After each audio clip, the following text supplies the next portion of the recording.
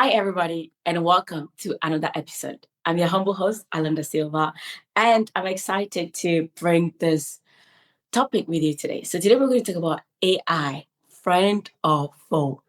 And before you roll your eyes at me and be like, oh, another AI person, I want to say that today we're bringing, me and my guests, we're bringing AI from a different perspective. So I will invite you to sit tight, grab yourself a coffee or a tea and listen with an open mind. So before I bring on our guest, I would like to read his bio to you guys. This is a wonderful person, a super soul that I've known for many years. And I thought that he has so much experience in this field. And I felt like if I didn't bring him on this platform, I would have really done a disservice to you guys. So here we go. Today, I'm going to introduce Obed Osei Frimpong. He's a senior software engineer with over a decade of experience building scalable systems across fintech, e-commerce, and AI. He's currently based in Abu Dhabi, working at Astra Tech, where he helps design and develop large-scale back-end systems that integrate with national and government platforms.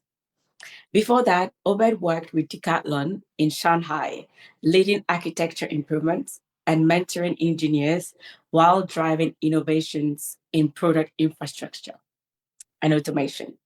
His experience spans software engineering, cloud infrastructure, and AI integration.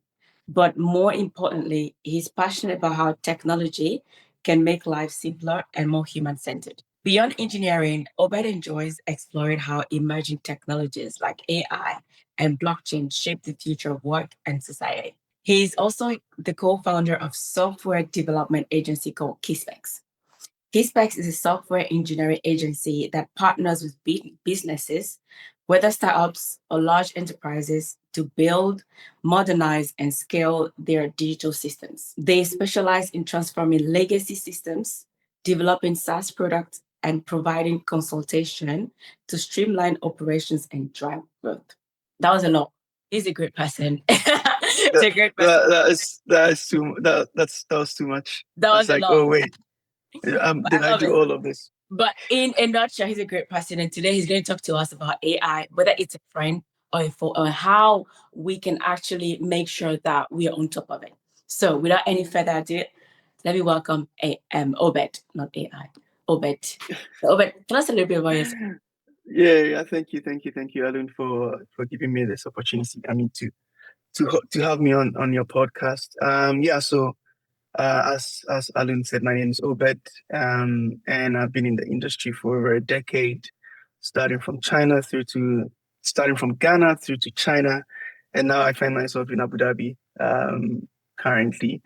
Um, so been involved in tech for quite some time, and now my focus is just really about AI, and then also working as a co-founder on Key Specs, where we just focus on just transforming digital solutions for our clients, and also just helping them really understand more it, about AI and all that. So yeah, that's basically about me. I have nothing more to say. I think Aluna said Amazing. everything.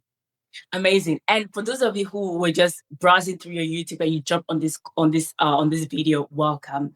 This channel is about also the purpose of this channel is to bring you not only like cut through technology, but also spotlight young people who are doing things that are not only improving themselves, improving their society, but also improving the world at large. My passion and my skill is to spotlight young people who are growing emotionally, mentally, financially, and also working physically as well, because we're in the physical world and we also need to improve physically. So if any of this resonate with you, welcome home and sit tight and listen to what everything we have to share here. So I'm going to jump to the first question. And the first question says, how can AI be seen as a tool for enhancing human capabilities rather than replacing them? And it's a big topic right now. It is, and I think it brings it makes a lot of people scared when you bring that topic up. But I mean, from a technological standpoint, somebody who has been in the industry for some time, I think the good news is that we just need to see AI as a coworker, all right, or as somebody that just helps you to enable you to do things quickly, right? So before you were doing some mundane tasks and you don't want to do them anymore, you can quickly just pull data from Excel and really understand that data, right? So instead of replacing people, I think AI is going to just extend what we can do. So if now you're able to do maybe 5 tasks in a day, with AI, maybe you're able to do 10, right? So that's how we need to think about it. So you need to people need to change their mindset and say, okay, how do I grasp this knowledge? How do I use this to help me to do things fast? I think AI would necessarily not replace people directly, but it would replace people that have no knowledge about it.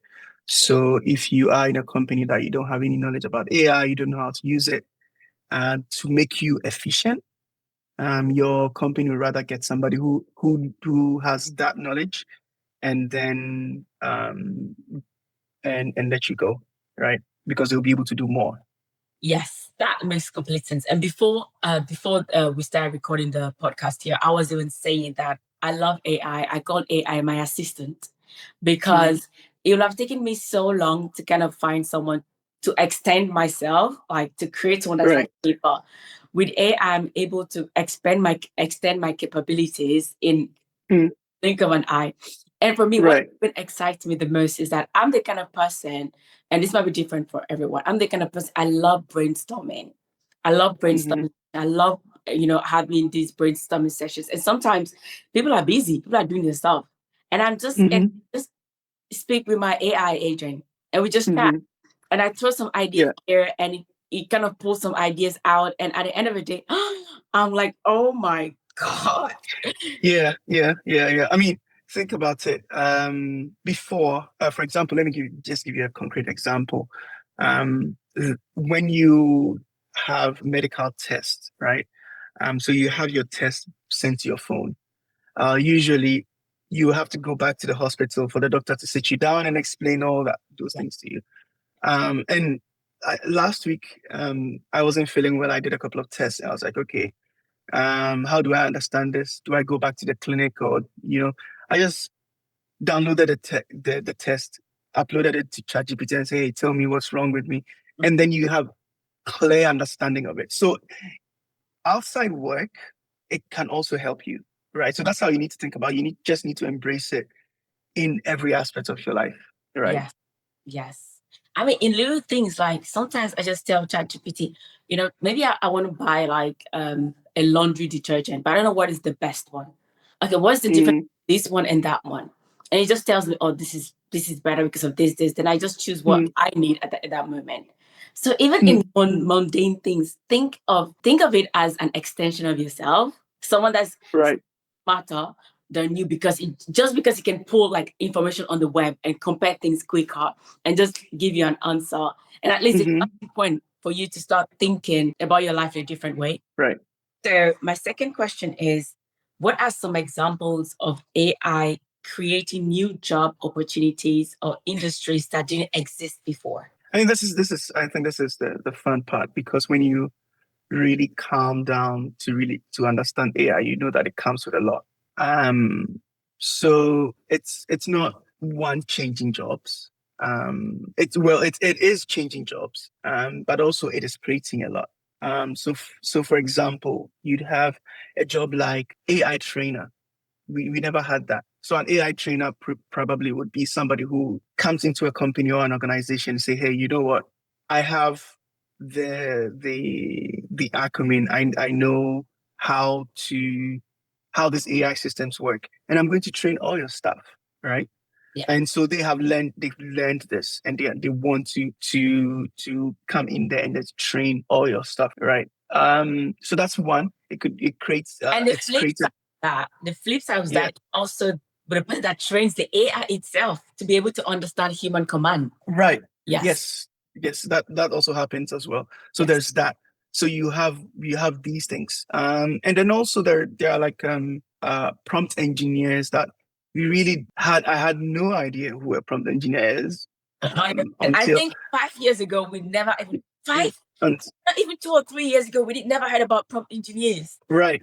Right, right, right. And then now you have organizations hiring AI scientists or data scientists in the organization, that you have an insurance company that's hiring an AI scientist, right? That is something that we really didn't think about. It's creating a lot of jobs, creating new jobs. And so I think people should embrace and see whether they can switch their careers or do something, to embrace this, because it's going nowhere. 100%. It has really come to stay. And for you guys who have just joining us, you're like, oh, what are you guys talking about? We're talking about AI, friend or foe. And we are encouraging you to embrace this new technology that has come to stay. It has come to revolutionize not only our jobs, but I think even our personal lives and the way we think, the way we do stuff. Guys, please don't shoot the messenger. But even these days, sometimes I have so much in my mind that when it's my friend's birthday, I can't really think about a nice birthday message to send her. I have to really ask my agent. She's called Gigi. Gigi, please write a nice message to Olivia, my friend. It's her birthday today. And she does it for me, guys. She does it.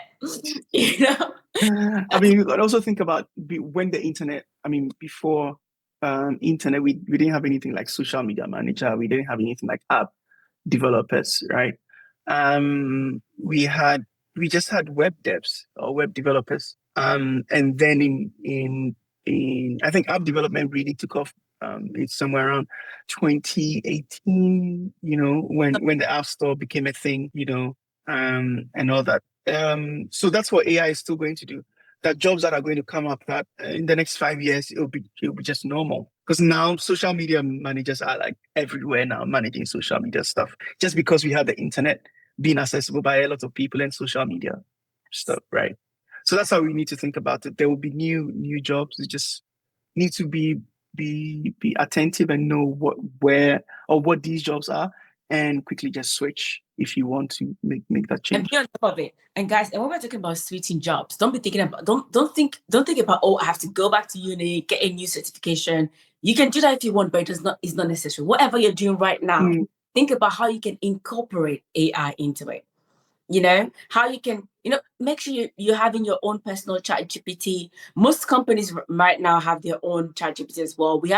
We use Copilot from Microsoft, but we also have our own internally developed, it's called Spark Assist, and it's our own internal company chat GPT as well. And most companies are, let's talk about Google, Gemini, and all the other, Apple Siri and all the fancy nice stuff out there. So just make sure that you do your best to be on top of things by testing and trying, and be open to new technologies as well.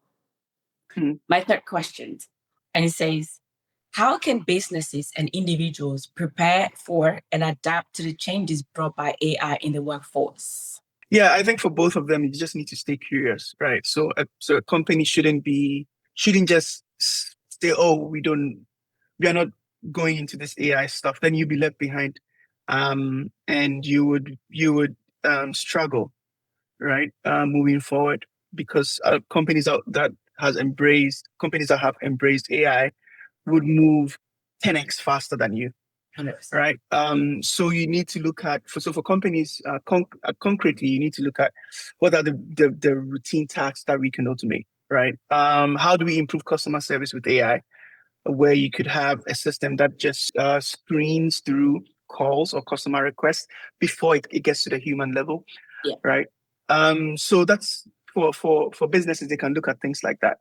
So really improving their competitive advantage. For business. Right.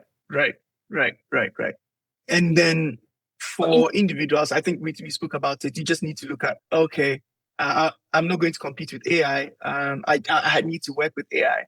How do I learn? What do I need to do to get up to speed with AI and help improve my work?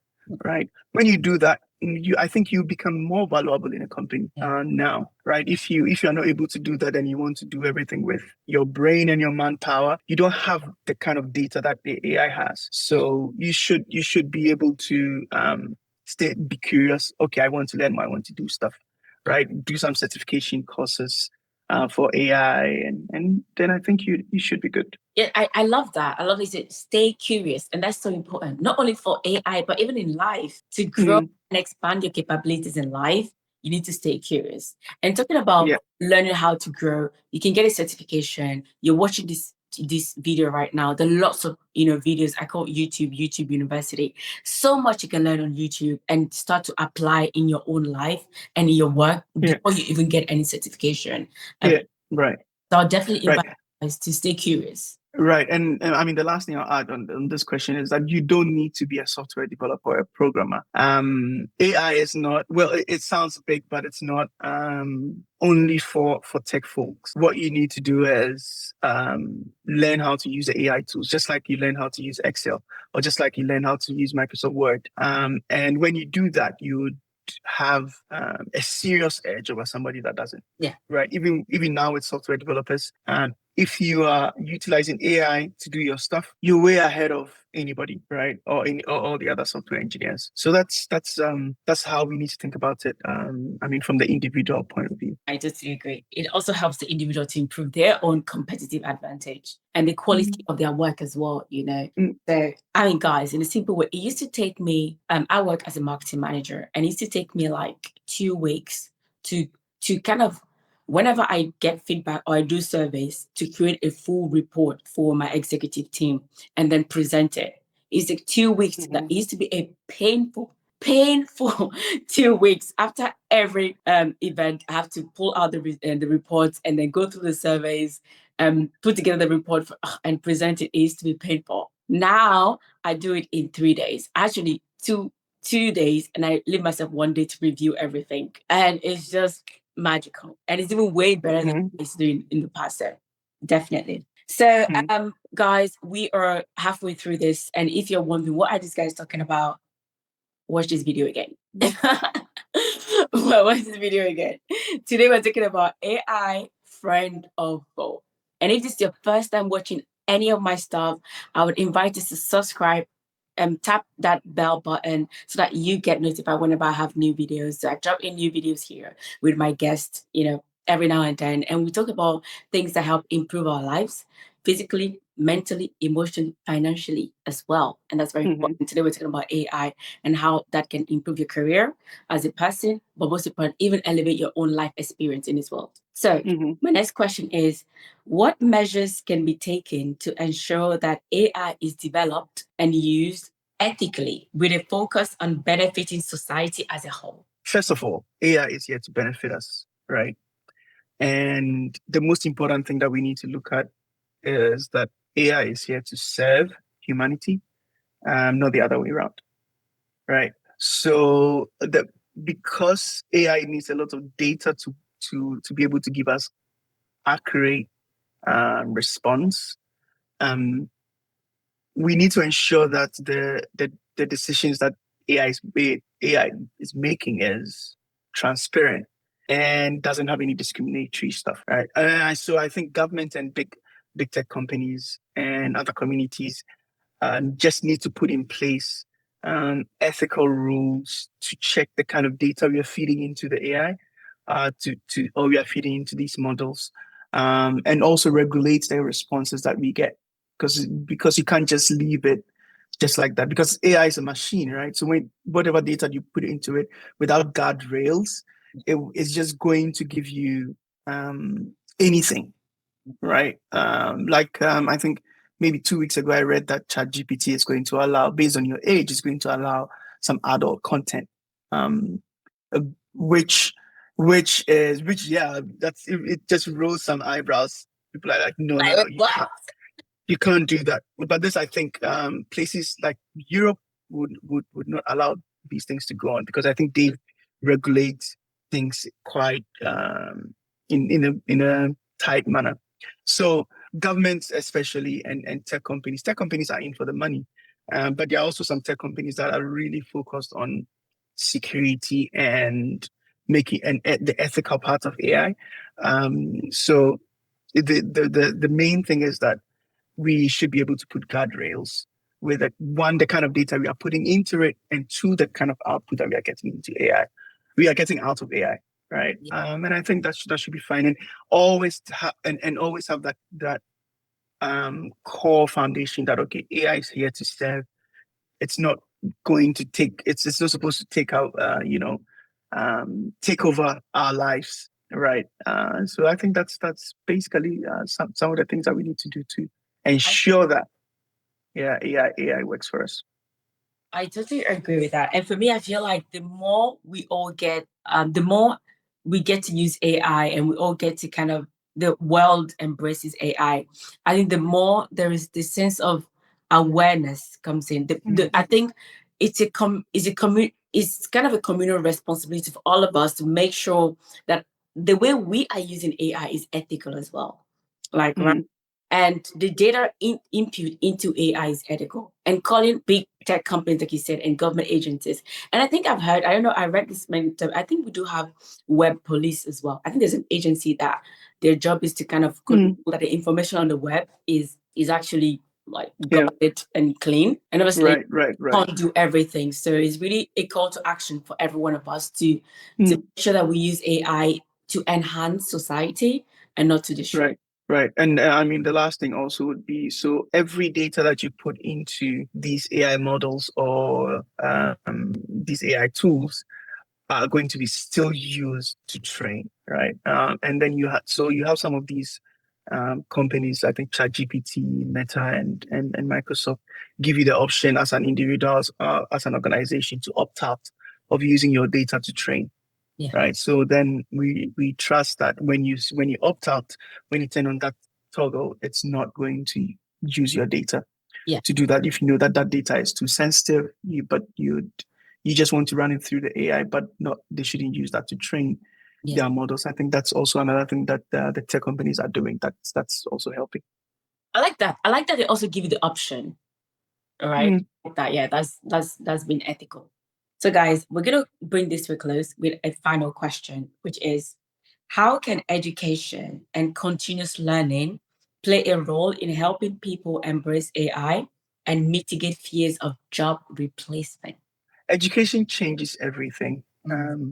So the more people understand AI, the less it feels like a mysterious threat, right? Because now you have a lot of people not understanding it, so they're like, what's happening? And then what we need to focus on is that we all don't have to be coders, but we just need to learn how to use AI, and also whether for work, school, creativity, we just need to make sure that um, we learn so that it makes a huge difference where we find ourselves. I think with education, schools should teach how to think critically, how to solve problems. You don't have to stop that, but how to do that creatively with AI, right? So how are people going to think about a problem critically with the help of AI? Um, that's a challenging thing, but I think we should think about it and see how we could use that. So we still need to use AI in the schools, right? 100%. Um, I agree. and then for adults, I think adults in the workforce, I think it's all about continuous learning and continuous improvement, and making sure that they utilize free tools, free courses online. They're everywhere now. Yeah. So within your Make spare it up, time. watch this podcast and follow this channel as well, guys. Right. This gives you a bit of information about AI and And what to guys, do. we Obed and Right. I are planning to have another podcast. We're going to talk about Key Specs, his software development agency, and we're going to talk more into. We're going to talk about anything data, software, AI, technology. We're going to dive deep into that. So watch out for that episode that's going to come up. And Right. Thank you for that. the final question, I also feel like with anything, ambiguity can bring fear. When something is not clear, people tend to be afraid about it. And when we talk about Mm, education, we're really talking about any institution or any tool or anything that really brings clarity into what AI is. I mhm. learned a lot using YouTube. So I'm a big fan of podcast and I learned a lot using that. So not only traditional schools, but even platforms like this and channels that bring people on board to talk about all these emerging technologies. I think it's important to lend an ear to that and to take action, to practice. So being open to learning and growing in different ways, whether taking courses, just listening to podcasts. I love listening to podcasts and learning and embracing new technology. I think that is the best way to improve your own competitive advantage. So you don't feel like AI or something. If it's not AI, it could be a colleague or anything else will come and displace you from your current. Right. I think one thing I would say is that once people see AI as something they can use, right? They tend to not fear, right? So then the relationship changes. So now it's not going to be like, oh, AI versus humans, but it's going to be AI with humans. So it's like, okay, I can use AI to do this, or I can use AI to plan how I want my house to look like before I go to the architect and say, hey, this is how I want it to look like for him to help me with it. So I think people need that mindset change, and that comes from education. Imagine having kids use AI, having our kids use AI now in schools. In the next 10, 20 years, they'll really understand what the value of AI, and not like it's going to compete with us or it's going to compete with them, right? So yeah, I think that's how we should think about AI. I totally agree. And any final word to our audience here? I think what I would say is that don't be afraid of AI. AI is just here to help you. It's just like how the internet came in to help us. Before it took us like to send a message to somebody from the US to the UAE, it would take you like hours, right? Or even days. You have to send a letter and all that. But the internet came in and then just helped us with that. And the same with social media as well. Businesses are able to get off their ground and become global just because of social media. So we just need to think of AI as the same within the same frame that AI is going to help us, and is going to enable things for us. So we just need to adopt it and not be afraid, of it. Yes, some jobs will be lost, but when you have a very good understanding of AI, I don't think you'll be so valuable to companies right now. Yeah, I just agree. And I would say, think about AI as an assistant. I call it my AI assistant, my personal assistant. You think about it as a personal assistant that, wait for it, you don't even have to pay her. You can get an upgraded version if you want of ChatGPT or any and pay, but you don't necessarily have to pay her. And even if you do, it's just a tiny contribution compared to if you had to pay a physical assistant. So think about AI as an assistant, and we would invite you to embrace it. And let us know in the comment below what your aha moment was. Let us know where you're joining us from and what your name is. And if you have any questions for us, feel free to drop it in the comments below. And we're looking forward to having these conversations again with you guys. And hopefully we're going to join you in one of your living rooms someday. And thank you, Obed. Thank you guys for watching this episode. And thank you, Alun. you again. All right. Bye-bye. Bye.